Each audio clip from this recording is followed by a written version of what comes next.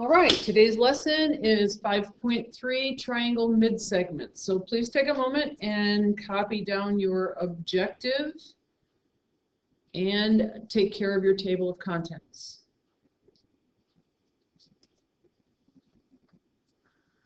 All right, before we jump into mid-segment, we're going to do a little bit of a review. First thing we want to review is what is a midpoint. If you recall from the, well, gosh, we've actually been using midpoint quite a bit since the beginning of the year. Midpoint is the middle point of the line. It bisects the line into two equal or congruent segments, and the midpoint is equidistant from both endpoints.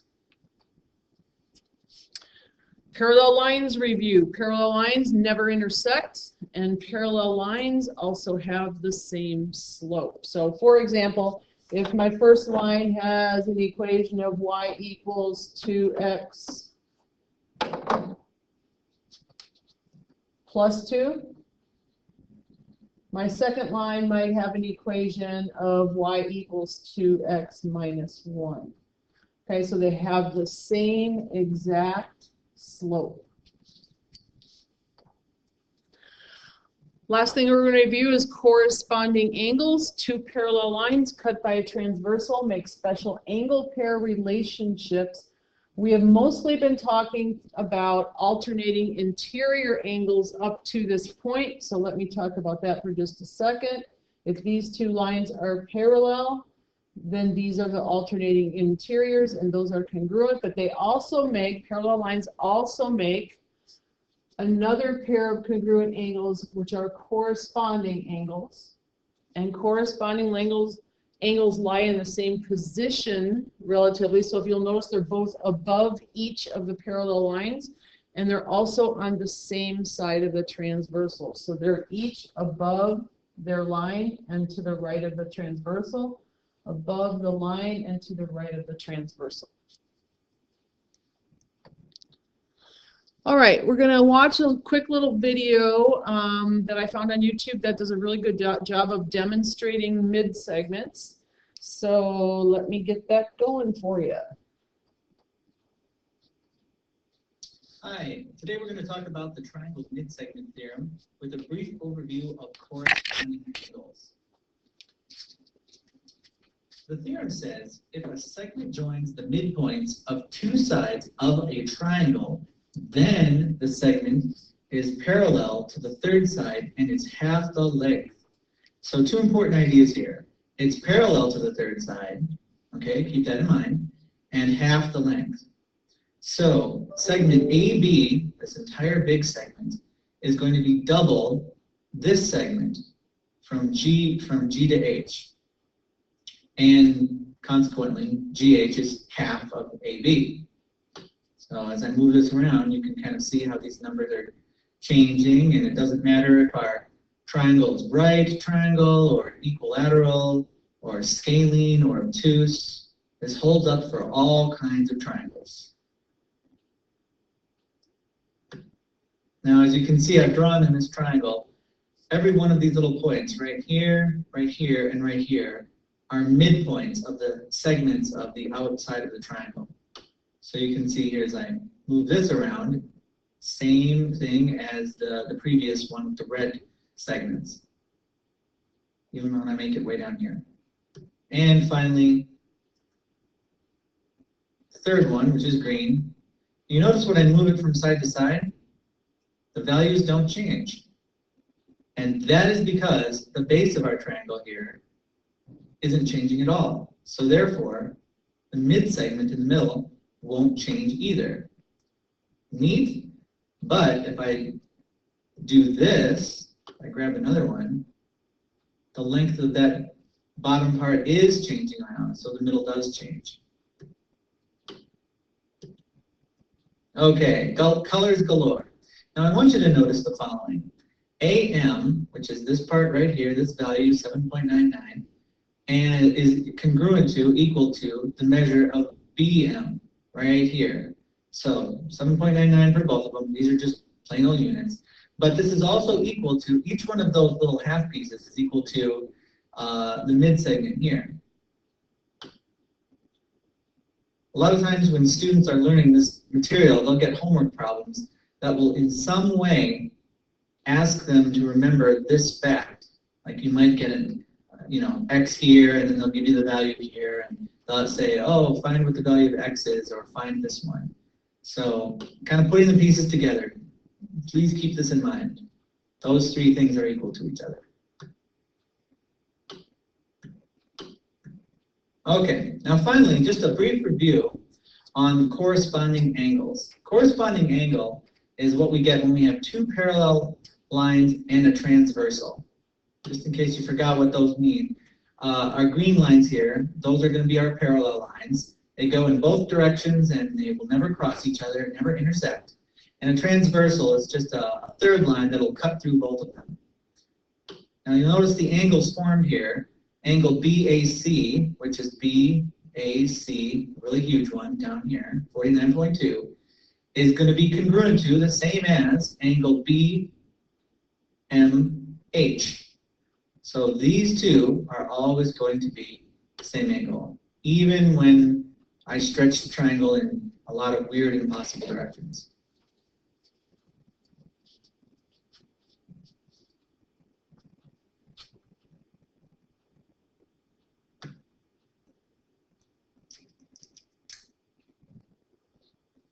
Okay, so I hope the demo was helpful in explaining how important the relationship is between the mid-segment and the base of the triangle, and also the corresponding angles that it creates. So in your notes, I need you to jot this down. Mid-segment of a triangle joins the midpoints of two sides of a triangle. And I highly encourage you to also draw the image in your notes, so that when you're reviewing for your test and for your semester final and for your actual final exam, you will have an image to look at so you know what you're talking about.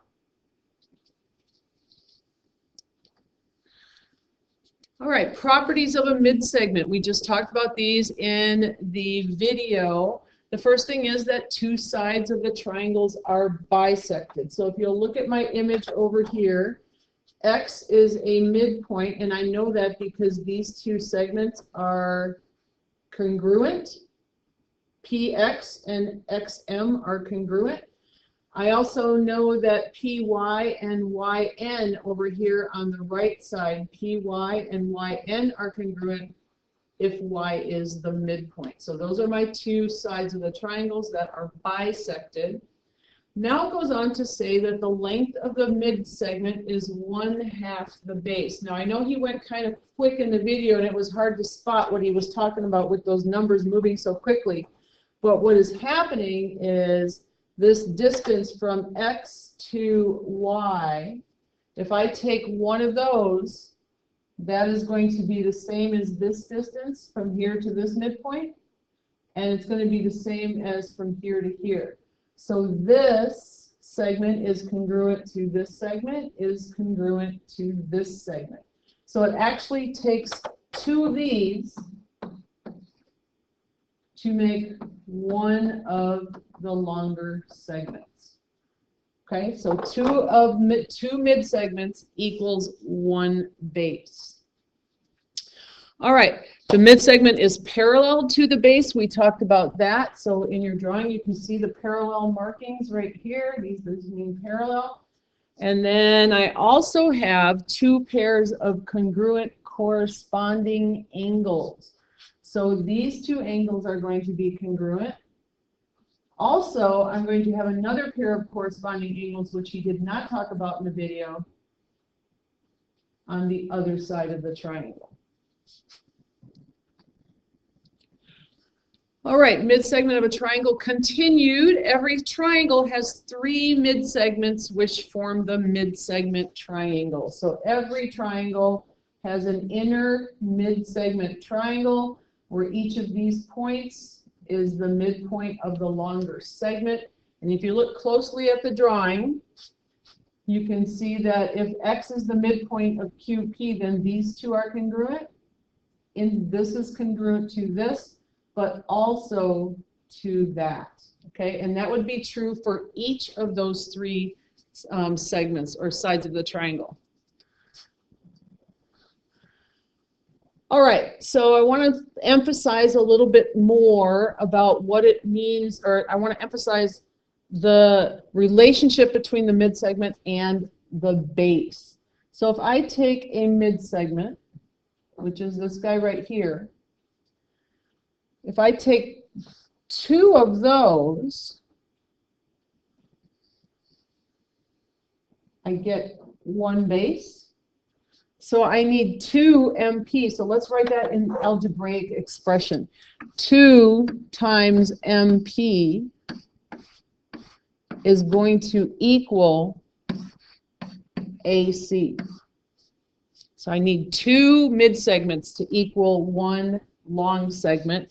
Or if you want to do it the other way around, I could say half of AC cut in half is equal to MP. So either way, they're both congruent.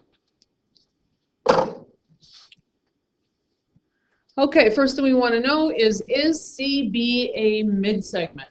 Well, I can see by looking at my drawing that I have 2 congruent line segments right here. SC and CR are congruent, which makes C a midpoint. And then I have a similar situation over here where SB is congruent to BT, which makes B the midpoint of that segment. So yes, CB is a line segment for those reasons. All right, let's see what the reveal shows. So I need to find the length of RT. So I'm looking for the length of RT. This guy right here.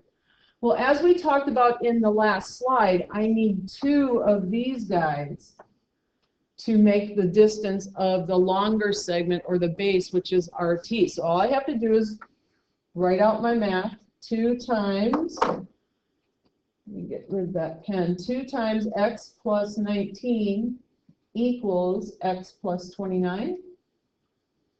Then distributing, I get 2x plus 38 equals x plus 29. And then subtracting x from both sides, I get x. Subtracting 38 from both sides, I get -9.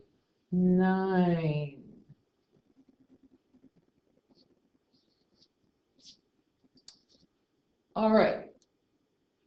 Can x be a negative number? Of course it can. All right, so if I plug in -9 up here, 2 times -9 plus 19. -9 plus 19 gives me 10. So this is 10. So 2 times 10 equals 20. If I plug in -9 for x here, -9 plus 29 does equal 20. So everything works out the way it should. All right, solve for x and find the length of each side. So again, I need 2 of the midsegments. And by the way, I better not be assuming it's a midsegment. I better make sure it is. So since these are congruent, that's a midpoint. Since these are congruent, that's a midpoint. So I need 2 of the x minus 4s to make 1 of the x plus 7s. And then you can go ahead and do the math. 2x minus 8 equals x plus 7. And x is going to be equal 15. So let's plug it back in and see. If I plug in 15 for x here, this side length is going to be 11. 15 minus 4 is 11. And if I plug in 15 here, 15 plus 7 is 22. So 2 of these, 2 times 11, does give me my 22. All right, go ahead and try this one on your own in your notes.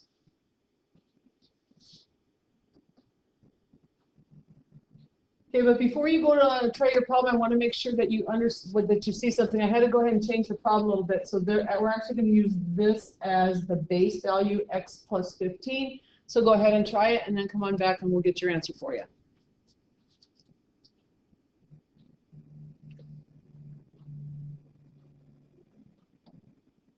All right, so that's what your work should look like. Should have gotten x is equal to 19 in the end, and then you could plug it back in and find the side length of each, or the length of each of those line segments. All right, we're going to use the diagram of triangle ABC where D, E, and F are midpoints of the sides. So I already have some information here that I think is important. So I am going to say that these are congruent. And then let's use a different color here. I'm going to also say these are congruent because F is a midpoint, and then E is the midpoint of the base, so this is congruent to that. And then let's not forget to mark these. So if these two purple ones are congruent, the parallel side is also the same length as each of those. And then I'm going to have in green, I have AD, DB, and its parallel side, FE, are also congruent. All right, DE is parallel to which line segment? Okay, well, let's take a look. Let's see, I've got DE, which is right here. Its parallel line segment would be AC. So let's write that down there, AC. Okay, FE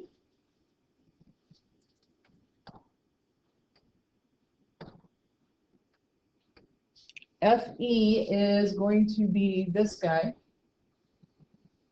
and its parallel line segment is going to be AB. All right, so let's write that on there.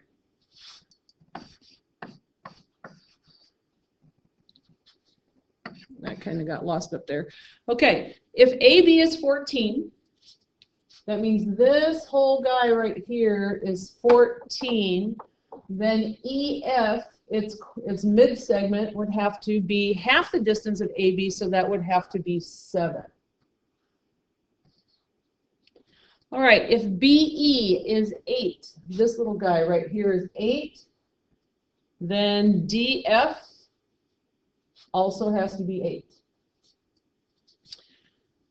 If DE is 6, DE is 6. So this little guy right here, let me use a different color. This little guy right here is 6. Then the length of AC would have to be double that, so that would have to be 12. All right, so here's a tricky one. Pay attention to this one because there's one like this on your homework. If EF equals 2/3 of DE and AC is 6, what is EF? All right, I'm going to get rid of all these drawings up here, and I'm going to extend my page a little so I can have some room. All right, let's see what we got here. So EF is 2/3 of DE. So I need to know the length of DE. So I can plug it in here and substitute it. And then when I know that, it'll give me EF. All right, so then it goes on also to say that AC is 6. All right, AC is 6. All right, if this is a mid-segment, if DE is the mid-segment, then I know that DE has to be half of 6, so that DE has to be 3. Okay, that means I can plug in 3 for DE, so I have EF is equal to 2/3 of 3, and I can make that a fraction if I want. All right, so I'm going to multiply across. 2 times 3 is 6, and 3 times 1 is 3. So EF has to be 2. So this guy is 2. All right, is it a mid-segment? Of course it is, because I can see the congruent markings here and here, which means this is a midpoint. I've got congruent markings here and here, which means this is a midpoint. So I'm going to guess it's going to ask me about the angle. So what is the measure of QST? We're talking about this guy. All right, well, definition of midpoint says that the mid-segment is parallel to its base and that they create corresponding angles. So if this guy is 52, then this one also has to be 52 degrees. All right, now we're going to throw a little algebra in there. Same thing, this is a mid-segment. I can see the appropriate markings, which means these two angles are congruent to each other by corresponding angles, because this would be parallel to this line segment. So 2x minus 27 has to equal x plus 15. And then solving for x, I get x equals, I think that's 42. All right, But it says find the measure of each angle. It didn't say solve for x, so I'm not quite done yet. I need to plug in the 42. So since they're congruent, I guess I can take my pick of which one I want to plug in. I'm going to go with this guy. 42 plus 15 gives me 57. And you should get the same answer when you plug in 42 for that x in that expression. All right, go ahead and try that one on your own.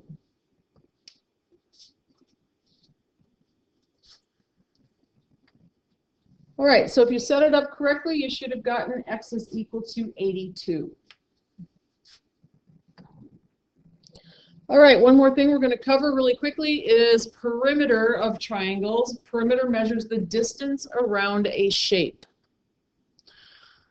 All right, so in triangle XYZ, M and N, P are midpoints. The perimeter of M and P is 60. So they're saying that the perimeter of this one is 60. Well, I think I can figure out the third side if I subtract everything from 60. If they all add up to 60, then the missing side length is going to be 60 minus 22 plus 20, or minus 22 minus 24, which is going to equal 14. So this side is 14. All right, so then it says find the perimeter of triangle XYZ. All right, so let's talk about that for a second. So using my mid-segment triangle, I can find the lengths of the outside or the bigger segments of a triangle just by doubling them up. So if this line segment is 14, then this one has to be 28 because each of these are also 14. If this guy's 22, then this is 22 and this is 22, and the whole side has to be 44 when I add them together.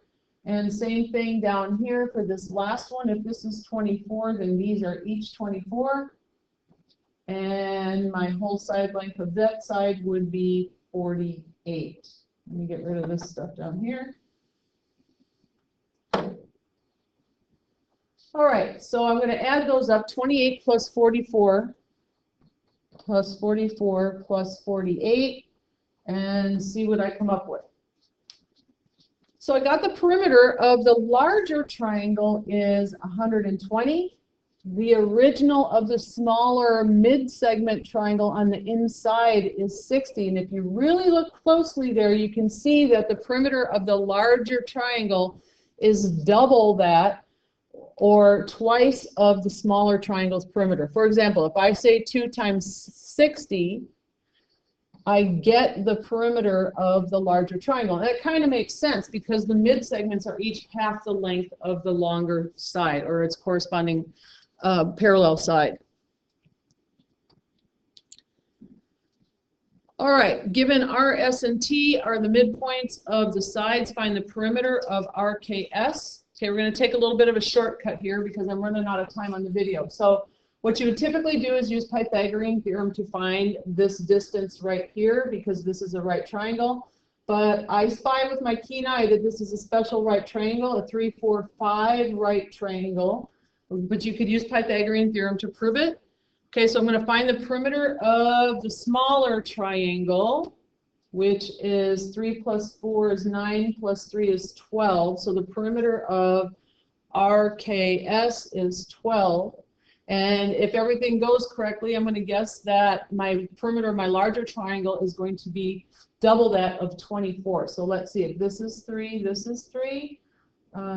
Let's see what else I can say. This is, if this guy is 5, then each of these are 5. And if this KS is 4, then this also has to be 4. So 3 plus 3 gives me 6. That gives me 10 when I add those together. And 4 and 4 is 8. So 10 plus 8 is 18, plus 6 is 24, and that does work out. 12 times 2 is 24. So the conjecture we can make about the perimeter of the triangle with relation to its inner mid-segment triangle is the perimeter of a triangle is twice the perimeter of its mid-segment triangle. All right, I think that's it for today, and your homework is available online, so if you're at home watching the video and you don't have a copy of the worksheet, I'll expect to see it tomorrow. Have a great day. Thanks for watching.